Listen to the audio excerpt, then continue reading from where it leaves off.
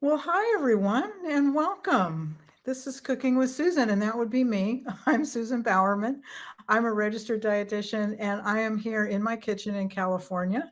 Welcome, as always. I'm happy to see everyone, and thank you for taking some time out of your busy day just to join me for this half hour where we're going to talk nutrition and show you a great new recipe that I've been working on. So, it's end of September. The weather here in California is beautiful. It's sunny and it's warm. The days are getting a little shorter and it's starting to feel a little bit like fall, but to me, it's still late summer. I like to hang on to summer as long as I can. So today we're going to do kind of a late summer recipe because I'm still finding late season corn in the grocery store. And so it's a perfect time to make today's recipe, which is a roasted corn salad. And this is a recipe I make a lot during the summer, partly because we have a lot of corn growing in our garden, partly because it's really healthy. And last but not least, because it's really delicious. And it's really the feature ingredient really is the roasted corn. And if you've never tasted roasted corn, or if you've never roasted yourself either on the grill or we're going to do it in the under the broiler in the oven, it's really amazing. It just brings out this just wonderful corn flavor. It makes it a little bit sweeter, but it also doesn't overcook the corn. It still retains its crunchiness, and it's really, really delicious. Now, I know some of you don't think corn is particularly nutritious, and I'm going to dispel that myth after we watch the video because corn actually has a lot going for it. But before we go to the video, before we watch the recipe, please, please, please go over into the comments section. Tell me where you're watching from, because one of the best parts for me about doing this show all the time is to see where in the world you're watching from, because we have people watching from all over the globe, and it's just very gratifying and a lot of fun for me. So please let me know where you're watching from so I can give some shout outs after the video. And the other thing is, if you have any questions, whether you have a question about today's recipe, any recipe you've seen before, anything about nutrition, I always say we have a half an hour together. I want to make it worth your while. So in addition to giving you a new recipe and giving you all the nutrition facts, I want to be sure that we get any questions answered. Okay. So we're going to go to the video. We're going to watch this roasted corn salad, how to make it. But don't go away, because after the video, I'm going to tell you why this is so nourishing. I'm going to give you some interesting facts about corn. You may have always thought it's just starch, and trust me, it isn't. So we're going to talk about that too. All right. So let's go to the video. Let's watch the salad, and I'll come back and see you afterwards. Okay, are we all ready to make roasted corn salad? This, as I said, is one of my favorite things to do late summer when there's lots of corn around. If you've never roasted corn, you're in for a treat, because I think one of the things I love about making roasted corn is it just makes corn a little cornier. It just brings out so much of the delicious flavor if you like corn, and I do. And by the way, those of you who don't think corn is very nutritious, I want to straighten that out for a minute. Corn, first of all, is not very high in calories. An ear of corn is pretty good size. It's about 75 calories if you don't put anything on it. But the other thing about corn is it's got a lot of fiber in it, which you probably know because you've eaten it. But also the yellow color that you get from corn is from a compound called lutein. And it's a carotenoid compound, and it's common in things that are yellow and yellow-green. And lutein is a really powerful antioxidant. In fact, it's something that you have receptors for lutein in the back of your eye. It's sometimes been called nature's sunglasses because it helps to protect your eyes against UV rays. Doesn't mean you still don't need sunglasses. You absolutely do.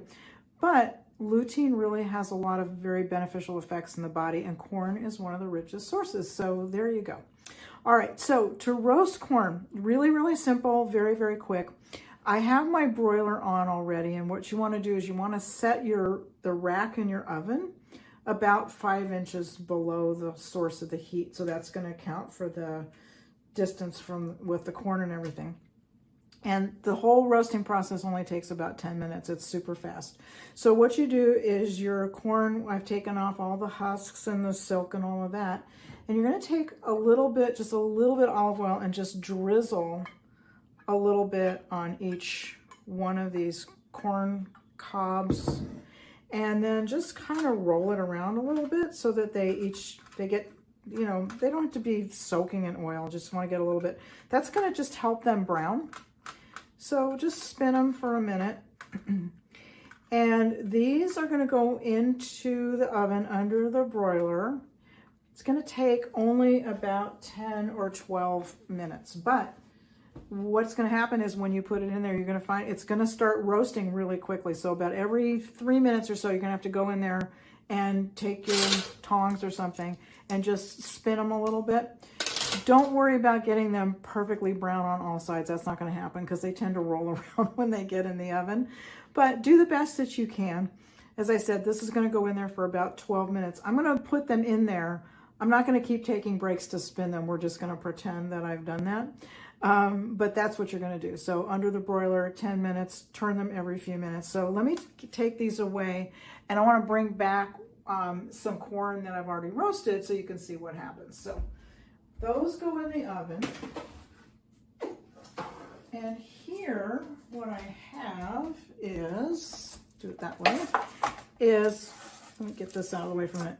So what I want you to see is what this corn actually looks like now that it's been roasted. So what I want you to notice is it's some sides a little yellow, some sides got a little more toasty dark brown. This is more of a medium brown. That's fine. That's really actually what you want, because then when you put your salad together, you're going to have all these wonderful different textures and flavors and colors in your salad, and it's just going to be fantastic. So that's what the corn looks like. I have already taken the kernels off of the other 5. We started with 6. So let me just show you how to do that.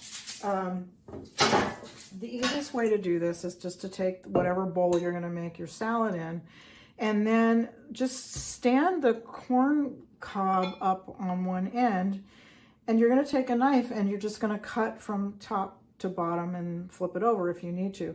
So any sharp knife, it's funny, I've had this knife forever. This was my mom's, so it's really old. And it's an old grapefruit knife. It's very sharp, and I like to use it for this because it's got a little bit of a curve to it. It makes it really easy, but any sharp knife that you have. And then just take your knife and then just cut the kernels off. Obviously, you're going to wait until they've cooled off. You're not going to do this as soon as they come right out of the broiler, so let them cool for a few minutes. But when you cut, try to cut as close as you can to the cob, because you want to, you know, get all that goodness, get all that flavor. And this is just, it's a very easy process, and it just takes a couple of minutes. And what's so nice about this salad, one of the things you're going to see when you see what else we put in it, is it's really, really versatile. I know some people, as I said, don't think corn's very nutritious, but it is a whole grain, and so it's not something to be afraid of. And when you see all the other things that are going to go in the salad, you're going to see how beautiful it is, and it really is quite healthy and quite good for you. All right, so that's that one, and then I've got the remaining 5. I'm going to put all of that corn in there. And you can see this makes quite a bit of salad. All right. So when I said it was versatile, what I mean by that is that there's a lot of different things that you can add to it. So I'm just going to tell you what I do. And what I've done with this salad is I'm not even giving you amounts in cups, because it kind of doesn't matter. I'm going to just give you rough amounts. So I've taken a whole cucumber, and I've chopped that up. One thing you will notice that with everything that I've put in here, I've tried to chop them up pretty small. I like to have everything about the same size as the corn kernels, or close to it. It just makes it a little bit nicer to eat. Then I've got a half of a good sized red bell pepper that I've also diced up really small. So that's going in there. Again, this is the combo I like. You might like other veggies in there, but this is the one that works for me. This was a pretty good sized tomato, also chopped up pretty finely. So that's going in there. And then I've also got about a quarter of a cup of red onion. Green onion's good in this too. If you like scallions, that's a really good thing to put in. So that's going in there. And then I've got about 1/4 cup of cilantro leaves. Now, if you don't like cilantro, by all means, leave it out. You could use parsley. I would try to put something in there, some kind of herb in there, just to give it a little bit of fresh green color is nice. The other thing you can do, by the way, with the cilantro, if you want to, is you can put it in the dressing. We're going to make the dressing in a minute. You could put it in there, but I just like to mix it. One thing I want you to look at as we mix this is just how pretty this is, because the colors are amazing. And the other thing is, when we make the dressing, you're going to see I'm not going to make a ton of dressing because it doesn't really need it. There's so much flavor from all of the ingredients in this salad that it doesn't need a whole lot. All right, so that's already looking amazing. Let's go ahead and make the dressing real quick. In this little mixing bowl or measuring cup here, I've got 1/4 cup of olive oil, and I'm going to add a tablespoon of seasoned rice vinegar. So seasoned rice vinegar has a little salt and a little sugar. You can use regular rice vinegar. You could use sherry vinegar if you want to. You could use apple cider vinegar if you want to. Probably not the dark vinegars, probably not a balsamic or a red wine, but any light vinegar would work.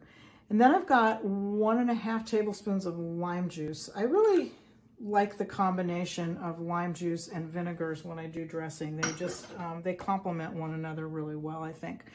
Then we just have to season it up. So I have to put some salt in there. Now, when I cook, I don't know if I've mentioned this before, I always use kosher salt. And kosher salt is, the crystals are much larger than table salt, and the salt is very fluffy. So when you measure it, it actually measures about twice as much as table salt. So when I say I'm using a teaspoon of salt, sounds like a lot, but it's a teaspoon of kosher salt. So if you use table salt, you're going to use half as much. You're just going to use 1/2 teaspoon of table salt. 1/8 teaspoon of garlic powder, which seems to not want to come out of my little dish. There we go, garlic powder. You can use fresh garlic if you want to, but for this one, I think powder works just fine. And then I'm using 1/8 teaspoon of white pepper. I kind of like white pepper in this more than black, just because I don't really want to see all those black specks, but you can use whatever you want. All right, so that just gets whisked up. And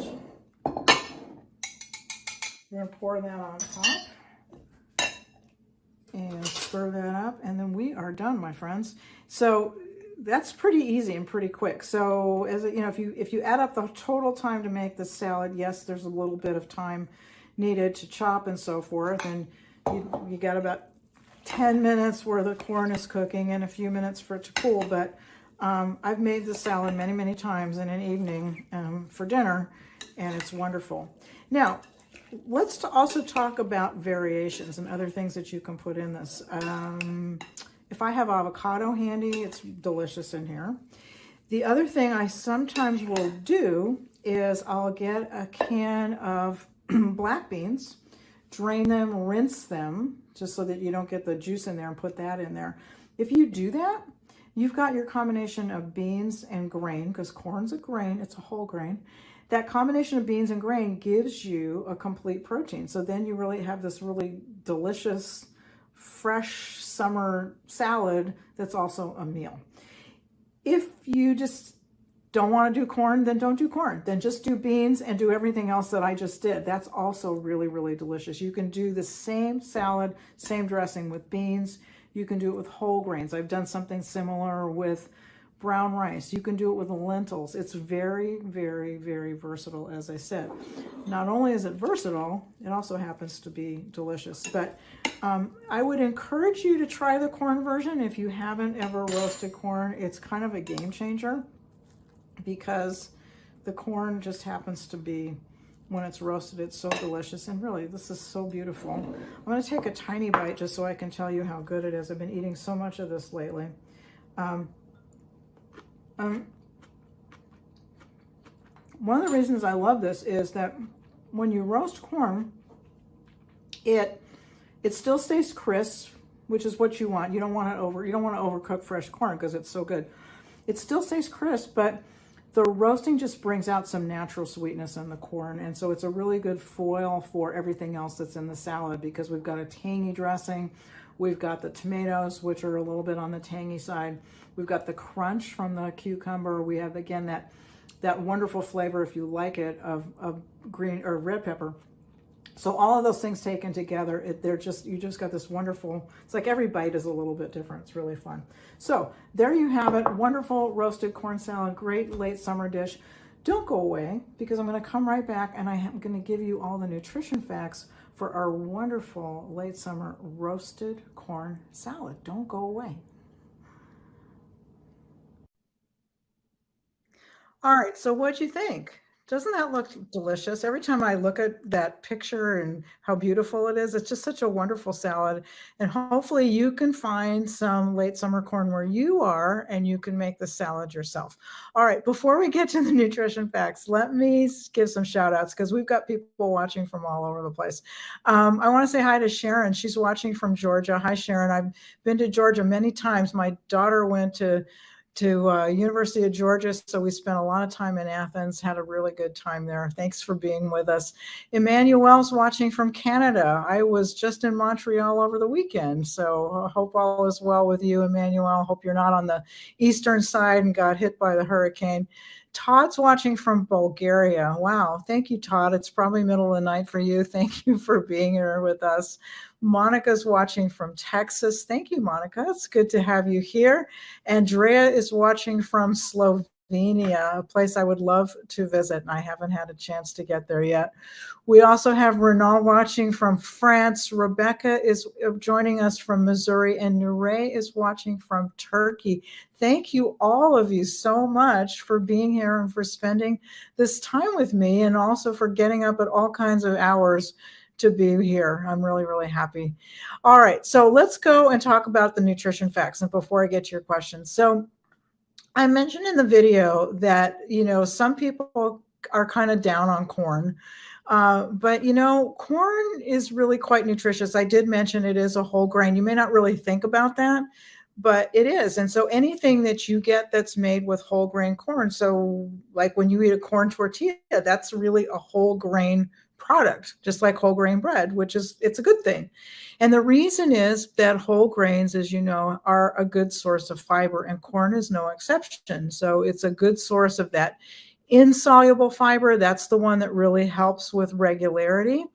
It's also got quite a bit of vitamin A and vitamin C, and it's a good source of lutein. And so lutein is that phytonutrient. That's what gives corn its yellow color. And lutein is really, it's very helpful. It's beneficial for eye health, and it's really good for your skin. And in fact, if you know anything about antioxidants, you know that all plant foods have a lot of these phytonutrient compounds in them that act as antioxidants. But if you compare the number and the amount of antioxidants in corn to any other grain, so you compare that to wheat or rice, it has more antioxidants than any other grain. So that's a good thing. And the other thing is, sometimes people say, oh, corn, it's just all starch and sugar. But because it's got all that fiber in it, it's digested very slowly. And so that means it has a low glycemic index. And if you don't know what that term means, glycemic index is just simply a measure of how quickly and how high your blood sugar goes up when you eat something that's sweet or starchy. So some things like sugar or soda has a really high glycemic index because it's got a lot of sugar in it. Your blood sugar goes up very fast. Whereas if you have something like corn, or you have brown rice or some other whole grain, because of the fiber, the digestive process is slowed down. So the release of the carbohydrate from the corn or the grain into your bloodstream is slow as well. So you don't get these big spikes in your blood sugar, which is a good thing. So lots going on with the corn. All right, so that's the first thing. Then we put some tomato in there. Tomato is, of course, a great source of vitamin C. You might know that. Good source of potassium as well. That supports muscle function. It's got some folate in it. That's a B vitamin that's really good for nervous system function and support there. Vitamin K, which you need actually for blood clotting, and it's also keeps your bones healthy. And tomatoes have another phytonutrient called lycopene. That's what gives tomatoes their red color. One of the things about many of the phytonutrients is that they provide color to our foods. It's back last year, I talked about What Color is Your Diet, which was the book I wrote with Dr. Heber. And we talked about all these different colorful compounds and what they do. So lycopene, it's in tomatoes, it's in other things that are red in color, is actually been shown to be very beneficial for the heart. So nice that we got some tomato in there. Cucumber, which you might think of being just water, and it is, it's like 95% water, but it's also a good source of vitamin K, which it helps, as I said, with blood clotting and bone health. Bell peppers, low calories, lots of vitamin A and lots of vitamin C, as well as fiber. And like all other plant foods, you have some phytonutrients in there. Bell peppers, interesting, are red for a different reason than tomatoes are. So I told you tomatoes contain lycopene. Peppers are actually, they get their pigment, they're more related to the pigments that are in berries. So those are called anthocyanins, which are also heart healthy. So it's really interesting when you start looking at the different phytonutrients in different foods, because you might think all red foods are red for the same reason, but they're not. So tomatoes are really kind of a special category with that lycopene. You get lycopene also in guavas and in watermelon. But when you get into the bell peppers, you're getting more of the same pigments that you would get in things like raspberries and strawberries. So they're red for a totally different reason. All right, anyway, probably more than you wanted to know. And then we've got some olive oil in there, which just adds some really good healthy fat. And we didn't put that much in there because we've got 8 servings and we use 4 tablespoons of oil.